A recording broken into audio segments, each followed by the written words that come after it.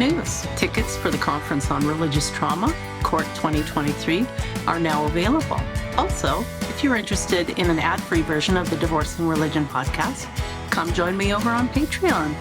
Links for both are in the show notes. Thanks. Hi, everyone. Welcome to the Divorcing Religion podcast.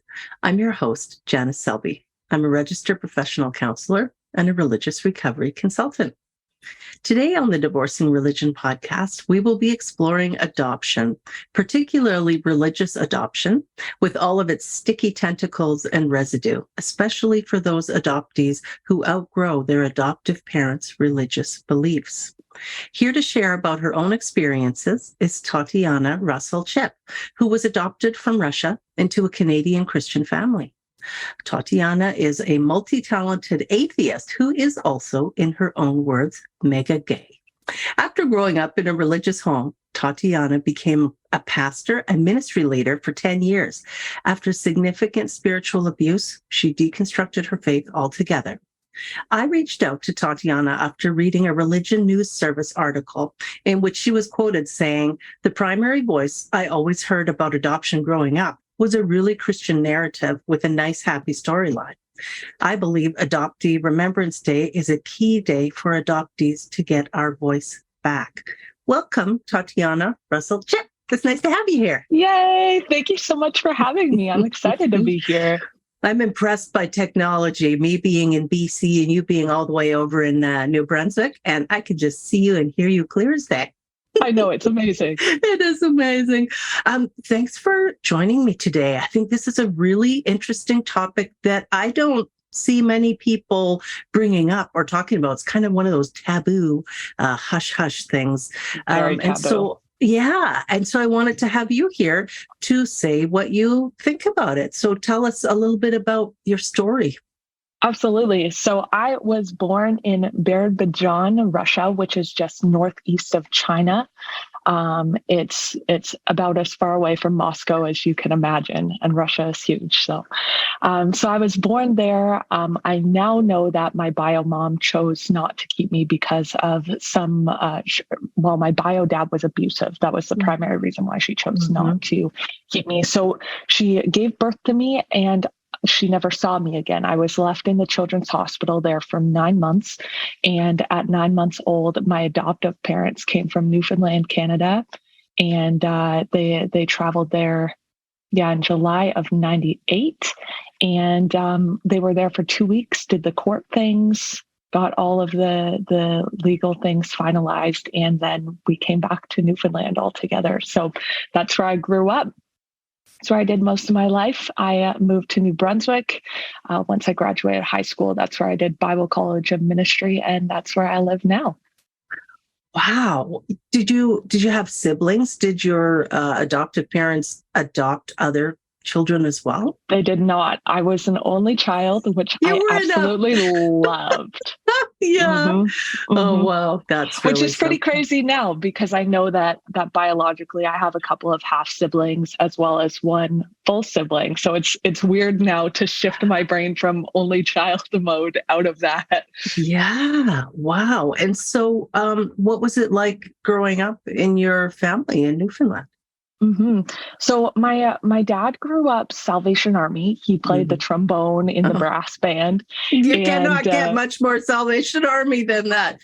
I know, it's perfect. Hey, it's really cute. I remember growing up, he used to play the trombone at the Christmas Eve service at church, like Silent Night on the trombone. It's really cute. And then my mom grew up Pentecostal. And so when they got married, well, just before they got married, they were doing kind of like a Baptist thing. And then once they moved back to my mom's hometown, they were going back to my mom's home church. So that's kind of the environment that I was raised in. My grandparents moved literally like 3 houses down the road when I was 4 years old. So I got to grow up with them really, really close to me, as well as my uncle who lives with them. So it was kind of like one big family unit that kind of functioned. So when I think about my upbringing, it's incomplete without them being added into the picture being drawn. And so grew up kind of going to church every Sunday. My parents have been together now ever since '88. So what is that? 34 years. Mm-hmm. Nope, 44. That's a long time. However many years. However many years. Yeah. And they're still together and they love each other a lot. They are like one of those couples that's like super obsessed with each other. Puppy wants to say hi. Hello, puppy. And yeah, so that was kind of the environment. We did church every Sunday. We prayed before meals. We prayed before bed. But primarily, like my parents, the way that they kind of understood and expressed Christianity, it was very, Jesus exhibited good morals. So there are like good takeaways on how we should behave as human beings from the Bible. And there are some good things to take away from Christianity as a whole. They weren't super intense. They weren't super, they weren't charismatic. They really didn't fit into the church environment that I grew up knowing. And so for the most part, when it comes to like my religious upbringing, it was mostly inspired by pastors and youth pastors and church leaders who had a lot of influence in my life. That said, though, my parents, they used a lot of language growing up about how, it was God's plan for me to have been adopted. And, they sang the song Before I Knew Your Name by Bob Carlyle during my christening. And the whole premise of that song is like, before I knew that you existed, God had a plan for us to love you and, whatever. And so that was primarily the language that I heard growing up, but had a pretty stable home life. Did well in school, not a lot of conflict. I'm pretty conflict avoidant. So for the most part, it was fairly normal. Yeah. Oh, that's parts of that sound idyllic. I mean, Yeah. Parts of it sound just really having the extended family around. Your parents weren't like too kooky as far as all the Pentecostal stuff can go. And there was stability there. So, I mean, those all sound like really good things. Now, at some point, you decided you wanted to go into ministry, and really your relationship with God was kind of the central focus of your life. So, pardon me, how do you get from there to here? Oh, right. Quite the journey. Oh, my goodness. I went to a church camp when I was 12. And I feel like that's such a pivotal moment for so many people as they're telling their Christian kind of story. Yeah. But for me, I went to church camp kind of in this place where I had just become pretty severely depressed. I was like a deep kind of philosophical thinker, and I could get into it, but my brain just didn't understand what the point of life was. I just saw it as super meaningless. Mm-hmm. And so going to church camp, I kind of went there with this expectation of, if this God thing is real, I can see it giving real meaning and purpose to life. But if this God thing isn't real, then I'm kind of heading down the right trajectory in terms of, having a worldview that says that nothing really matters. And so at that same time, I'd been involved with a guy where all this kind of stuff was non-consensual. So I go to church camp, and of course, the the nighttime speakers, they were all, intense. It was like, come up and get slain and speak in tongues. And, it was really, really dramatic. But the mornings were like teaching. And so all of the teaching was on like sexual purity and, gender and God's design and all that kind of stuff. And so I remember Pastor Man getting up and speaking, and he's like, if you watch porn, this is really bad. You're going to go to hell. These are the wages of sin is death. And, if you're having sex outside of marriage, this is what's going to happen. And it was just like really like fear-based, obviously shame-based preaching. And I'd never really heard that before. And so that's the first time that I really remember feeling shame. Like I remember it just like, and at the time, people were telling me that was God, that was Holy Spirit, that was conviction, that was, good for me to feel that. Now, obviously, I'm like, okay, that was not anything spiritual. It was just shame. And so anyway, with that, of course, then came the solution. Well, hey, if you don't want to feel that shame, you need to give your life to Jesus. You need to confess your sins. You need to, whatever. And so, of course, I bought in because I was like, this only makes sense. And so with that, I mean, of course, there were like calls to go into full-time ministry, and that made sense to me. If I was going to buy into the God thing, why would I do it in this like half-hearted manner? That just didn't make sense to me. I'm kind of pretty like all or nothing. Like I totally buy in or I don't to anything.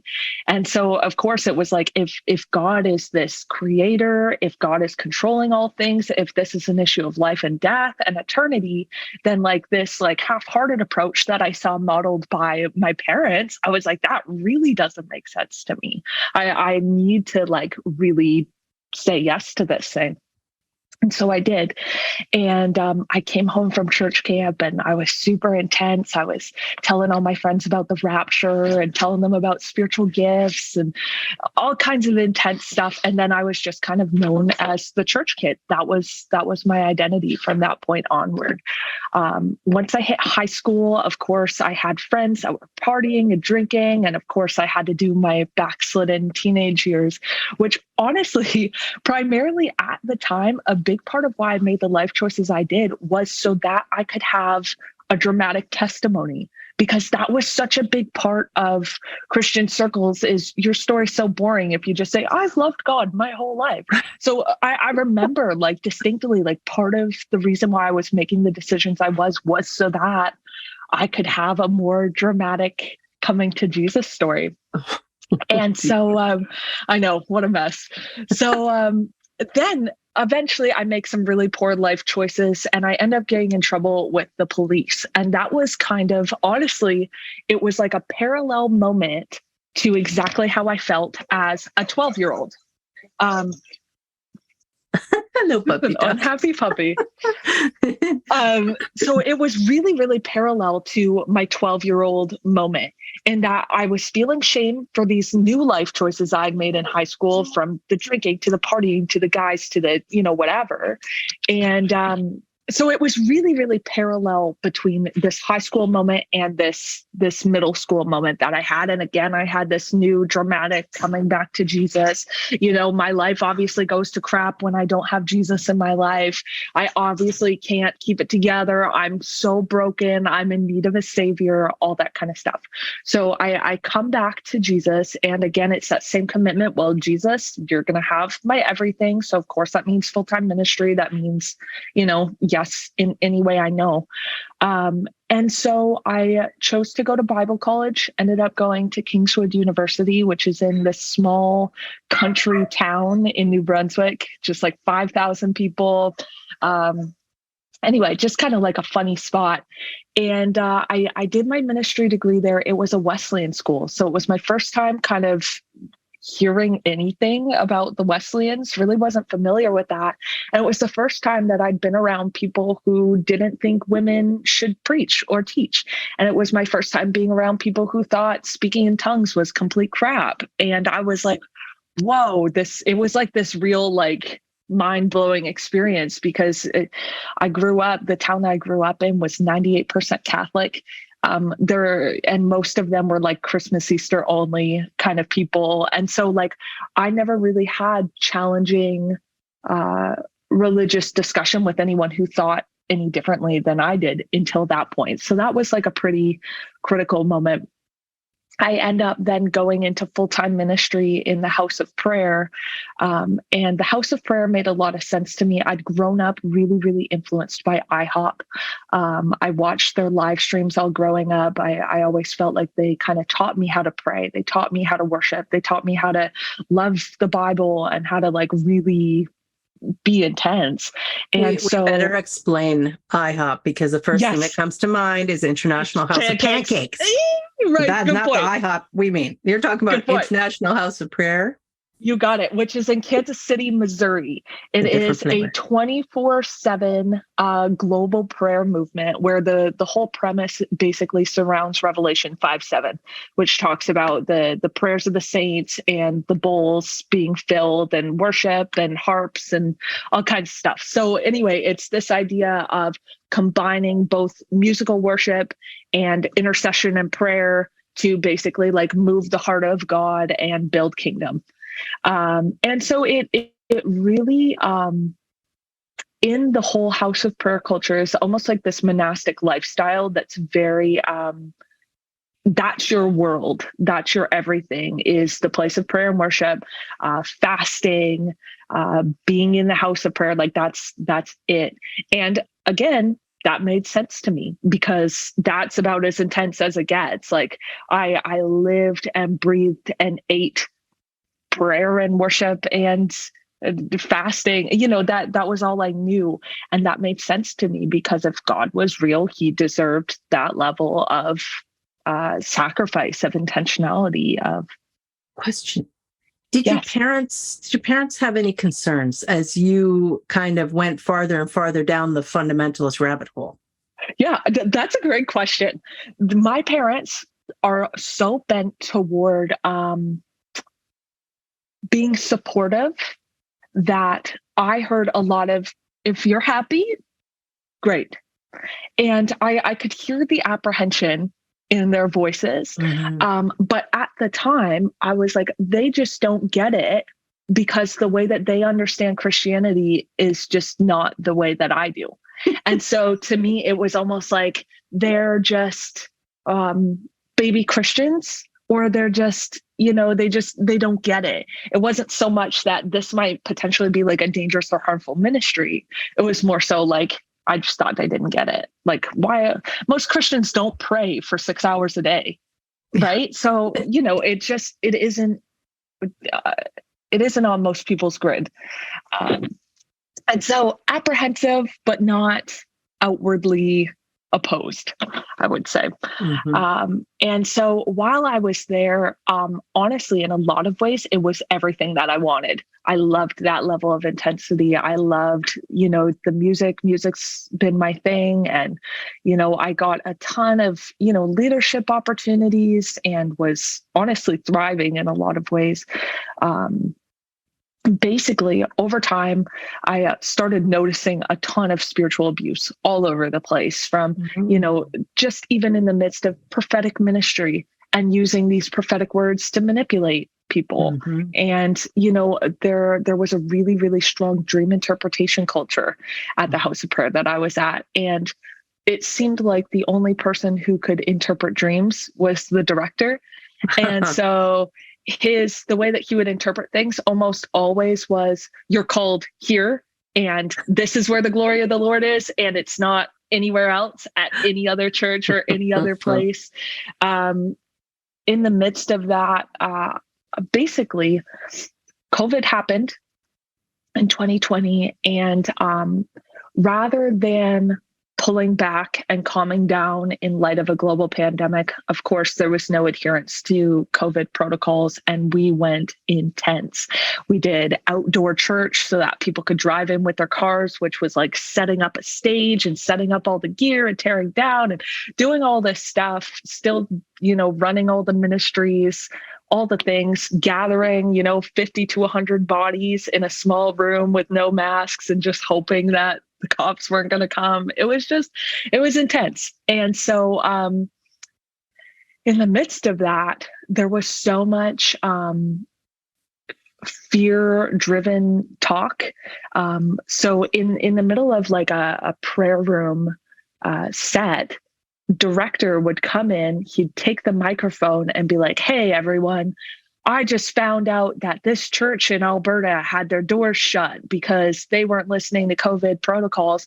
And then it would turn into this super like fear-based, well, we need to keep pressing in. We need to keep, whatever, because this is what it looks like to love Jesus in the face of persecution. Right. And we see it happening. And they're primed. Christians are primed for persecution, to expect it, to see it everywhere. And so, they were hugely excited during the pandemic, we're having to do it in secret, and we have to be quiet, and we can't let the cops know. It just is so ridiculous. Right. And it's prime time for revival, because in the face of the church being persecuted, God's going to move. So it's like this hope-filled, scary, intense, kind of weird thing. And so that was all happening. I eventually got super burned out. At the time, I was leading multiple ministries. I was serving as a full-time missionary. I wasn't paid staff. No one was paid staff. So I was raising all my own support.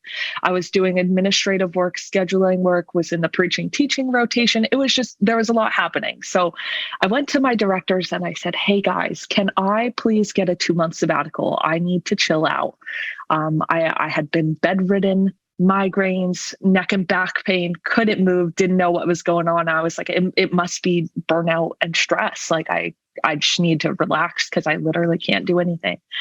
And so they said, well, we'll think about it. We'll ask the Lord.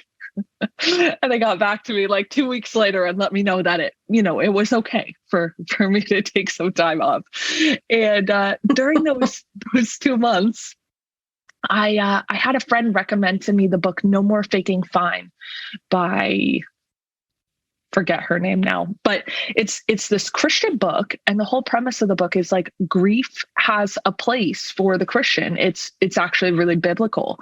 And for me, especially being in such a charismatic, joy-filled, healing, deliverance, all that kind of stuff world, hearing this kind of language was so refreshing to me, because I started to realize like, oh, I have a lot of stuff to grieve. I have pain from my whole life that I've just kind of masked with, but God is good, from my adoption relinquishment all the way up into car accidents I had while I was in full-time ministry, or, whatever.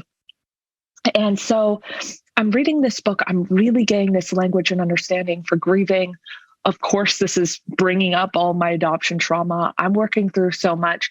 And basically what I was going through started to influence not only me, but the people that were around me, other missionaries who, one of my friends there, his brother had passed away when he was really, really young.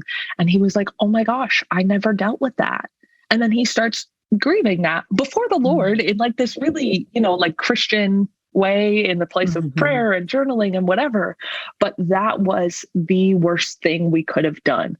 It turned into, sermons. There was one sermon that was called Grief Leads to Unbelief. And I guess it's true. It's kind of funny now because it's like, yeah, I guess you were more prophetic than I thought you were. But it was like, there were these like direct accusatory sermons about real life stuff that we were experiencing. And in the midst of that sermon, the director, he said, you guys don't know this, but many, many years ago, my wife had a miscarriage.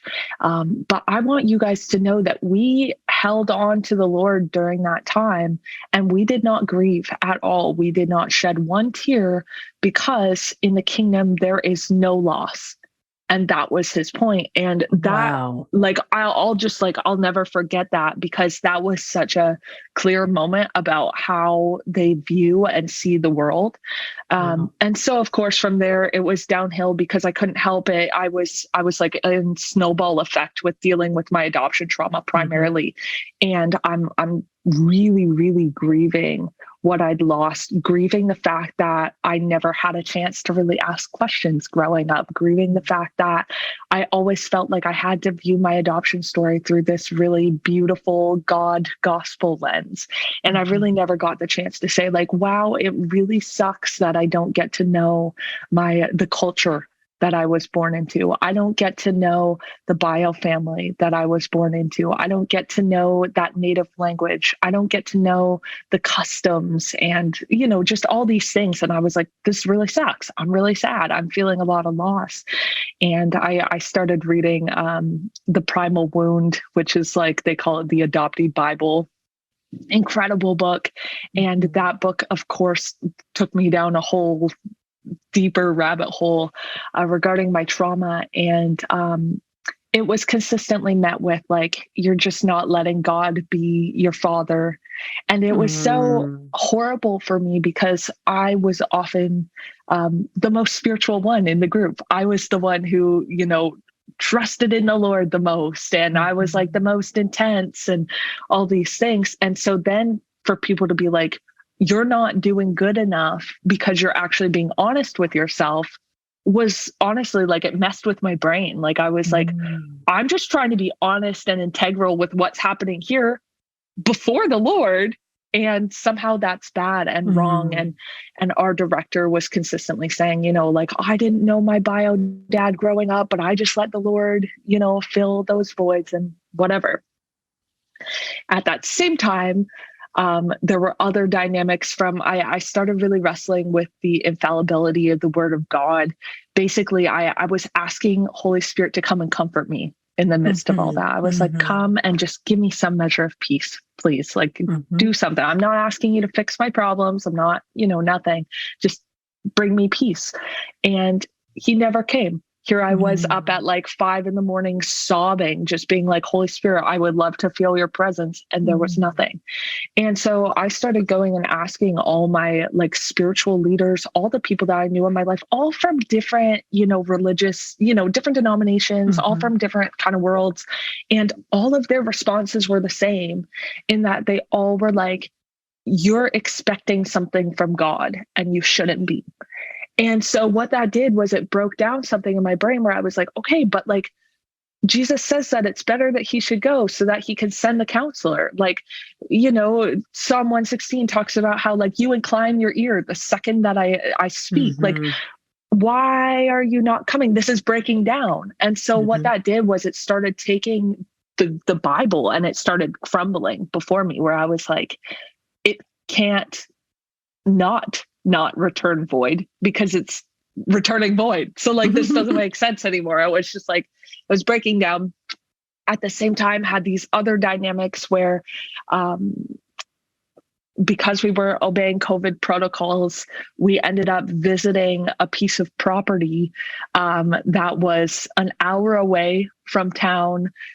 It was this huge, I don't know, a ton of acres vineyard where the plan was to quite literally build a commune and move there and live there and build the house of prayer there away from society where, we wouldn't have to get building permits. We'd just place trailers and we would grow things and bring them to town and sell them. And it was like messed up. And I was like, oh, ding, ding, ding, red flag. Like, this is really culty. And like, that was like where I like really realized it. It had to get to that extreme before I really saw that. And so I said to the director, I was like, this feels really culty. And that was pretty much the moment where my relationship with him really, really broke down. Cause he didn't like that kind of pushback. He would do this face that was like, that's what he'd do when he didn't like what you said. And so that was his face, needless to say. And at that same time, like one of the missionaries was raped by the director's son on church property. Oh, no. It was horrible, violently. It was awful. And she was blamed, even though she was completely the victim. And she was met with, hey, our son has gone through a lot because of his upbringing, of us being in ministry, and he's had a rough go with the church. We'd really love for you to forgive him and be his friend so that he can see Jesus in the midst of this situation. And that was just like so messed up and so hard to watch. So all of these things are happening. My best friend at the time was kicked off the stage on a Sunday morning because she wasn't being expressive enough, though she was like 3 months pregnant and vomiting all morning. Like it literally just like got escorted off. And all of these things are happening. She was told that she was like a racehorse that belonged in the back of the pack so that the more intense racehorses could bring the breakthrough. So all these things were really starting to obviously like open my eyes to, wow, this is a really toxic environment. And that house of prayer experience, like a lot of people are like, okay, well, that's obviously just a really messed up place, but the church in general is not all like that.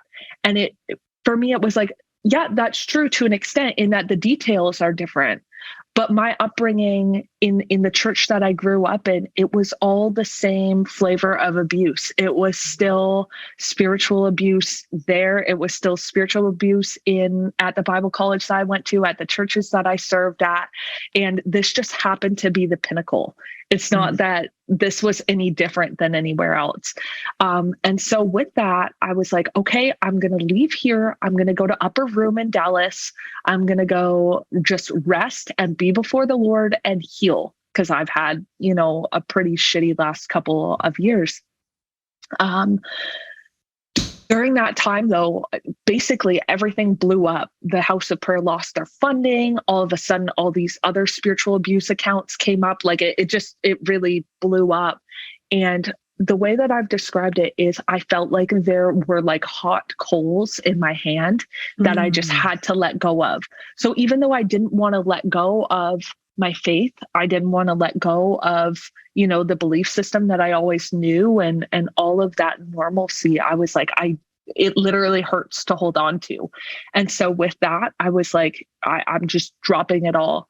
And so I've kind of left myself in a place where I don't really know what I will pick back up in the future of that. And maybe none of it, maybe some of it, maybe something totally different. I don't know. But for me, as I left the church, I wanted nothing to do with something that had harmed me so much, that I had so much pain from.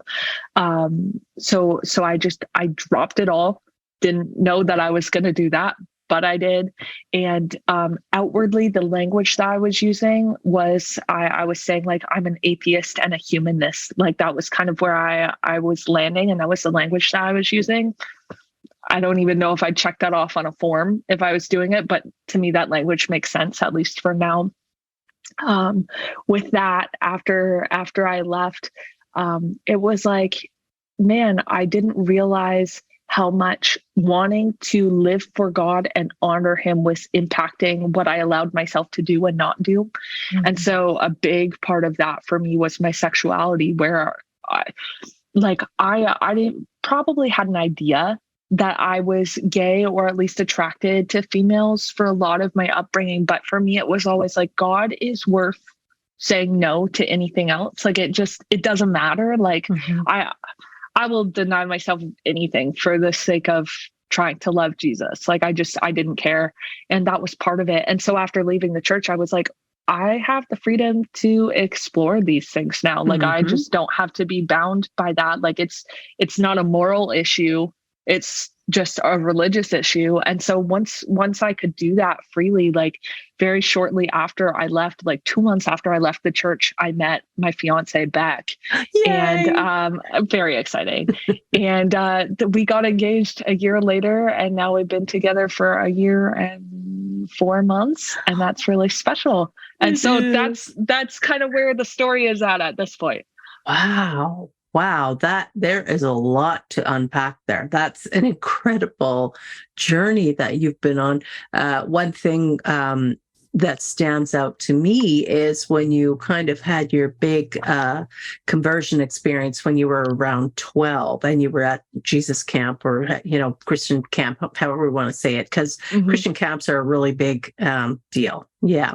And when we are adolescent, we still don't have the ability to critically evaluate truth claims, particularly when they are being delivered to us by leaders, by adults, by people we look up to, and in a highly emotionally manipulative and volatile situation. And I think it is absolutely inappropriate for anybody to be pressuring children and youth and people in any type of vulnerable life transition, to be pressuring them to make a lifelong commitment to anything, whether it's, joining the Sea Org in Scientology for 1 billion years, or whether it's promising and signing a covenant or vow, or going up to the front and promising before everyone that you'll be the Lord's veiled handmaid, that you'll serve Jesus forever and ever, because it's so unrealistic and it's such a ridiculous pressure. So I like to encourage people and just let them know that they it's completely acceptable right now in this moment for them to reject any vow, covenant, promise, even if they were baptized. They were at a point of psychological and spiritual duress. They were under duress at that time, and you're allowed to reject it. You don't Absolutely. have to abide by those things that you promised. And then even as you went on and we're talking about the intensity of being involved in the house of prayer and all those things, and they just fed you, and it felt so good to be involved, to be completely devoted, totally sold out, as we used to say in the 80s, for Jesus. And then, of course, you're surrounded by people who think that is tremendously admirable. So you're not hearing from critical thinkers on the sidelines going, wait a minute, like I have some questions here.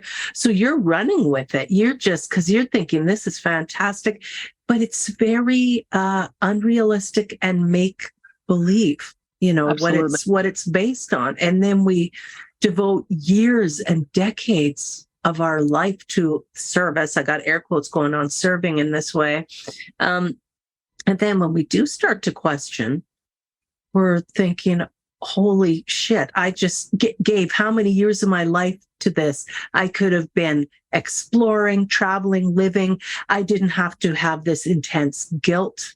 I'm just, like you said, it's not a morality issue, it's a religion issue. And that can be another part of the grief. You mentioned the grieving process that you started going through by reading that book. I'm so grateful that you read that book, because grief is very real, and toxic theology thwarts the grieving, the mourning process. Absolutely. It's significant. And Christians tend to say, we don't mourn as the world mourns. We don't grieve as the world grieves. And that is so unhealthy and can lead to all sorts of issues. And at the Conference on Religious Trauma in 2021, I had a humanist chaplain who gave a presentation, Dr. Terry Daniel, and she was talking about how difficult it can be when the chaplain is in the room with the dying person who doesn't believe, but their very intense religious relatives come in and they're trying to bash them over the head and force them to say the sinner's prayer with the last breath that they have. And then the person does die, and the believers are left in this awful, tortured state of thinking their loved one then is suffering in hell for all eternity. I just have nothing good to say about it. It's really intense and awful. So now I'm back off my soapbox. Thank you so much. And I would like to know more about your thoughts on and your experiences of grief around religion and not around adoption. And then how did that impact your relationship with your parents who love you and whom you love? And then you were having to possibly talk to them about some pretty uncomfortable things. Definitely. So, I mean, growing up, like I said, it wasn't really a conversation that we engaged with a lot. It was almost like unspoken, I think, where for me, I could just tell that it made them uncomfortable. So I kind of chose not to engage in it. It was kind of like this perceived thing. I was never told like, hey, don't ask about this. I always knew I was adopted. I grew up celebrating Tatyana Day, which is like a Russian holiday on the 25th of January. I grew up with, matryoshkas in my room. I grew up with Russian flags. Like there are photos of me, I always knew, but in terms of like any conversation beyond that, there was nothing. Is that because you had to be grateful to your parents for adopting you? Like that's, even though they didn't say you must be grateful, that's what you internalized. And 100%. Yeah. Yes. I can remember just thinking like there was always this framework of I would probably be living on the streets addicted to drugs or something if I hadn't been adopted. And now I get to live in this nice middle upper class home and know God. So that's awesome. It was very much this life would be awful had this not happened to me. But thankfully, thankful to them, thankful to the Lord, thankful to, whatever. So yeah, absolutely. So the conversation really started to open up for me more so in recent years, where I'm here working through my religious trauma, working through my adoption trauma as I'm on a sabbatical. And what I found literally right away, as soon as I started like thinking like, oh, I'm feeling a lot of grief about this, I was like, I am terrified to have any kind of conversation with my parents about this. Like, I am scared to death. And I think the primary thing, like what it really boils down to is, obviously the initial wound that I have is one of abandonment. And so it's like the only, like, the next worst thing that could happen to me is now for the people who did choose me to abandon me, just like my first mom. Mm-hmm. And so like I think there was this fear of like, if I start telling them that I'm feeling any other way other than grateful, then they're just going to be like, you're bad. Mm-hmm. And the relationship would be lost. And so I didn't know what to do with that. I didn't know what to do with that fear, but I knew I had to keep processing through this stuff. I knew, like, I don't know, there was just like this deeper place in me that was like, I just have to, like, forsaking all else, I'm doing this.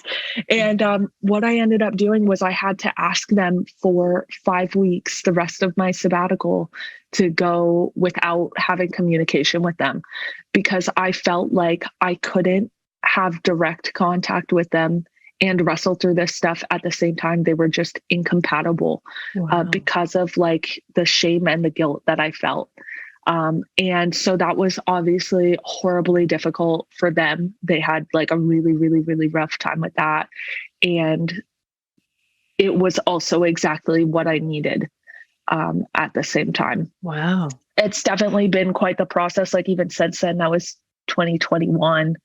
It's like a year and a half after that, where I feel like we're still rebuilding, and I have to remind them, like, hey, I still want you in my life. Because realistically, that was a big blow to them, mm-hmm. where they were like, oh, you don't want us. So it's kind of been this weird dynamic to wrestle through and kind of like build relationship, but almost in like a new way, I guess. Mm-hmm. And so it's a sensitive topic in that my dad is very, like, he's super passive. Everything's good all the time. Like, we're just fine. And so for him to bring up something that's like emotionally jarring and intense, he's like, shut down. And then my mom is super emotional. Mm-hmm. She just like feels. And so the second we talk about anything, she's like, wah! And then I shut down. Because second that she's emotional, I'm like, too much. So then mom is crying and dad and I are stonewalled. It's usually how it goes. So anyway, that's pretty much how it is. They want to be involved. They want to understand. I think for me, I have to still, though, be really protective over how much I do share and when I do, just because when I don't feel like they immediately get it, I feel misunderstood and judged, which is this like kind of wrestle in that they're trying to understand. And I know that they are. I know that, their heart is as good as it possibly can be. And at the same time, I also need to protect myself in not feeling super pissed off and discouraged after every conversation with them. So that's kind of where it's at right now.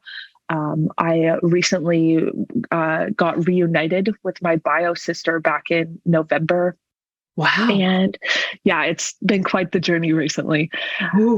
And so, they know the details. My mom has cried over almost everyone. My dad's been like, love you.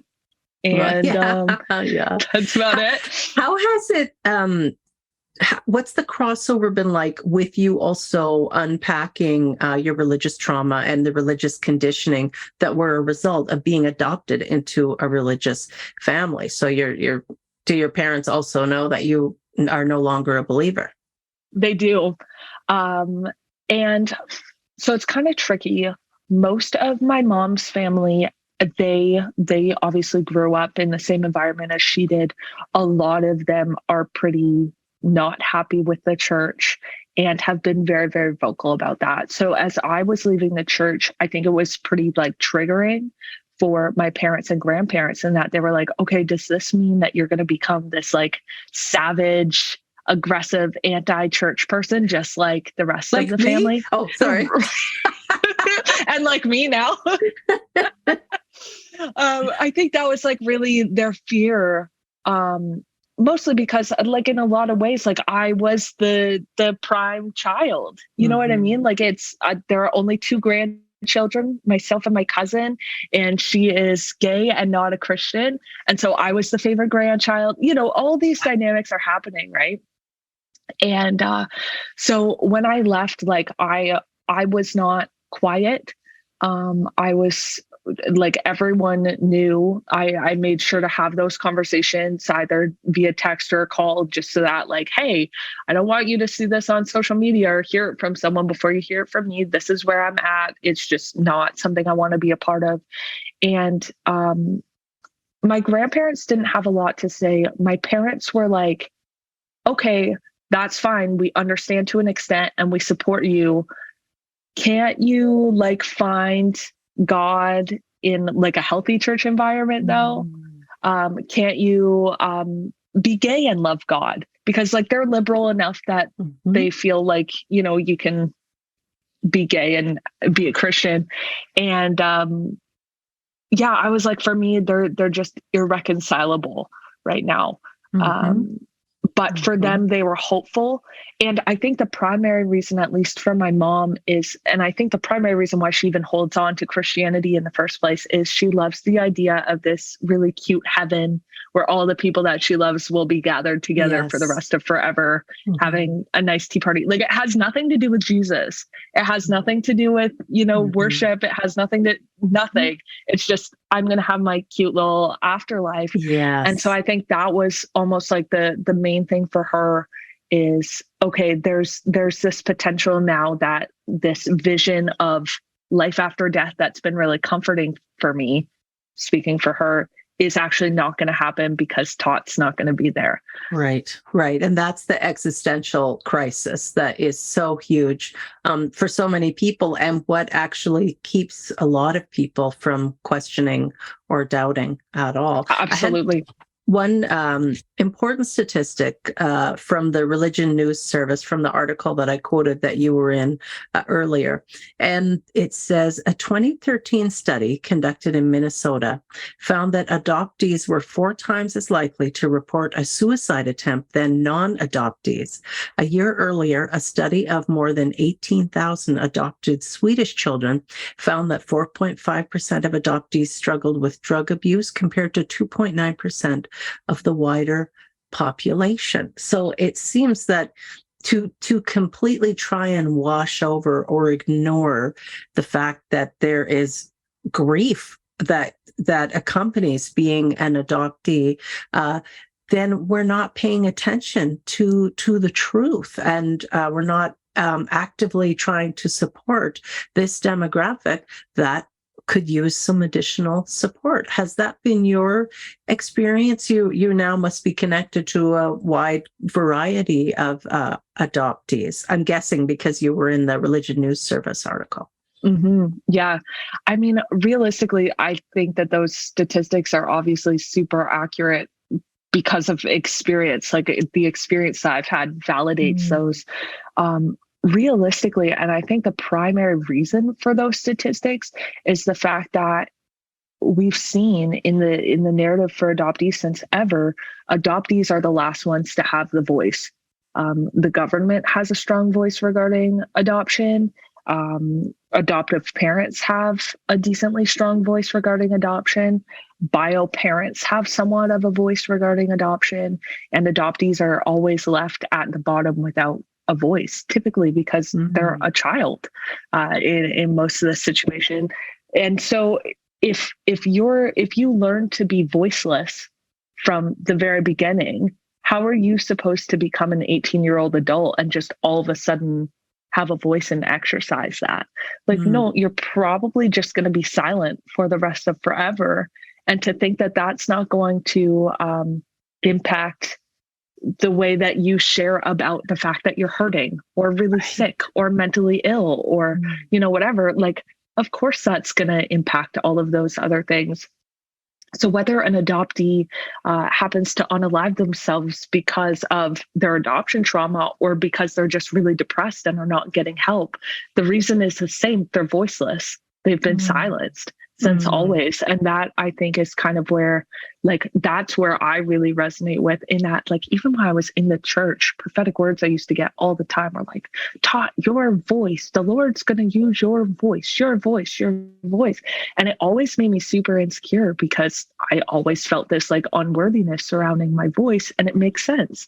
That was the narrative. Like, let the adoptive parents talk about the goodness of God in the story of adoption, or about how there's this crazy parallel between the gospel and, us being able to cry out, Abba, Father, and God adopting us and we're no longer orphans, and the way that that parallels with the adoption story, or, whatever. And it's dangerous and harmful. And yeah, I definitely resonate with that. Even when it comes to the substance abuse piece, it's like, realistically, if you don't have a voice to speak, you have to medicate somehow. Of course you're going to use, of course you're going to, whatever. And once that becomes not attainable, the first statistic usually comes true. Right. And the intense pressure to just be happy. Just be happy.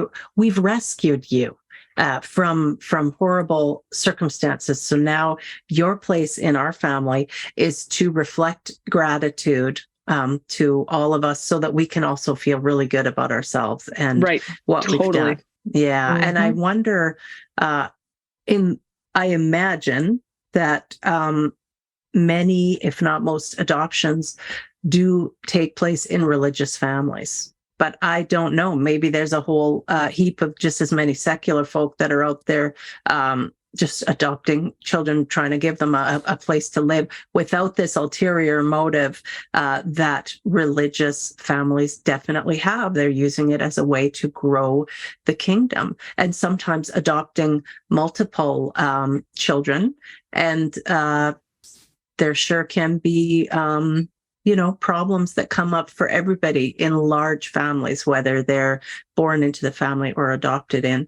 The bigger the family, sometimes there are a lot more secrets and these sorts of things. So definitely, I think it's important to talk about that. There is there can be, I don't know, can you say downsides, or there are issues related to adoption that we need to pay attention to, first and foremost, listening to the adoptees and what they have to say. Absolutely.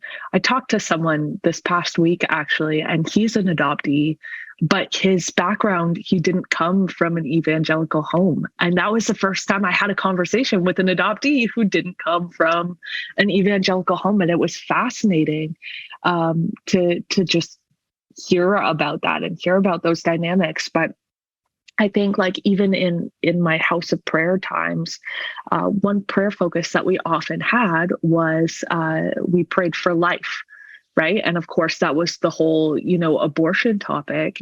And in the midst of that, like, the language that we would always use is pray positive prayers. So you wouldn't pray against abortion, you would pray for adoption. And so regularly in the house of prayer, I would say, like, once a week, there was this 2-hour set where the focus was, we're praying for Christian people to rise up and stop being lazy and hurry up and go adopt kids, because kids deserve a home, and kids deserve, especially a home that loves God. And so, like, if you're hearing that messaging, of course there's an agenda. Of course there's an evangelical push that says this is what God would want. God would want these random Chinese, African, Russian, Ukrainian, whatever children to grow up indoctrinated. Of course, that's what God would want. But definitely, God would not want them to be adopted into a Muslim home or Oh my into gosh. a Jewish home or some other a Hindu LGBTQ. home. Right, that's right, because their God is completely made in their own image. Absolutely.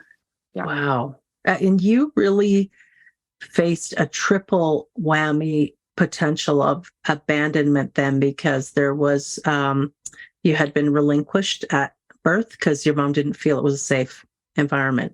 Then you lose your faith, lose your religious beliefs, which you were raised to have, and then you embrace your identity as a member of the LGBTQ two-spirit community. And those, to take those to your parents and say, by the way, I now want you to know I'm none of the things that you hoped I would be. So how are you going to be with that? Like, that must have just been such a terrifying state of vulnerability to open yourself up to. That's incredible and so amazing that you were able to do that. And you've been able to retain still a tender relationship with these people who do love you so much and who don't understand. They can't understand everything that you've gone through to be who you are. Definitely. Wow. Your story is amazing. And I hope that it's been encouraging for someone who's watching or listening today. We want everyone to know that they can have a voice and they should have a voice, that they are entitled to grieve and mourn their losses and explore this huge world. They don't have to be, it's a buffet table of life, and religious fundamentalists in particular want us to starve to death at that buffet table and only eat one dish for the rest of our life. But it doesn't have to be that way. You can try and have all these different experiences as long as you're not hurting others, not hurting yourself. You're allowed to try everything. So thank you for being here and being a voice. I do want to recommend folks might be interested in reading a book called The Child Catchers. And I know you and I had discussed that briefly before. I'll have a link to it in the show notes, all about religious adoption, particularly in the United States and North America. Thank you, Tatyana, for joining us. Did you want to give us a word actually about your music or what you're doing with this creative side of your life too? I don't want to forget that. Yeah, sure. No worries.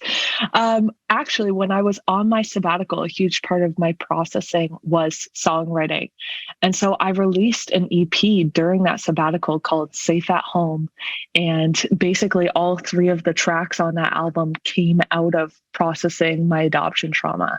And it's interesting though, those songs all kind of like, they go through, I'm in pain, I'm feeling things, but Jesus is good. Thank you, Jesus, for being a good father. Like they're all kind of still through a religious lens. But then after I left the church, it was the same deal. I needed a space to process, and songwriting was it. And so I started writing a couple of songs as I was leaving, as I was moving out of living in a pastor's basement. And anyway, wrote, I don't know, I think it's 12 tracks that are on the album, I believe. And they're a mix of the pain and the grief of leaving the church to kind of like a big fuck you to leaving the church to like what it feels like to fall in love for the first time. There's kind of like this broad range of what's happening, but it's a mix of alternative and indie, and some pop is in there. It's quite the range of music. But I'm really proud of that album. In the best way to summarize like everything I've said in this podcast so far, it would be like, I would tell you to go listen to that album, because that kind of like beautifully sums everything up. And so it's called Second Half. And my artist name is Tot, T-O-T. And you can find that on Spotify or Apple Music or wherever you choose to listen to music. Very cool. Wow. Thank you so much. Okay. I'm going to be including links in the show notes. Thanks again for joining me today. It was a real pleasure getting to know you. Thank you so much for having me. And thanks everyone for tuning in again to the Divorcing Religion podcast. And I will remind you that you can reach out to me through my website, divorcing-religion.com. I do work one-on-one with clients recovering from religious trauma. And of course, coming up in October, I'll be hosting again the conference on religious trauma. Thanks for joining us, everyone. Take care.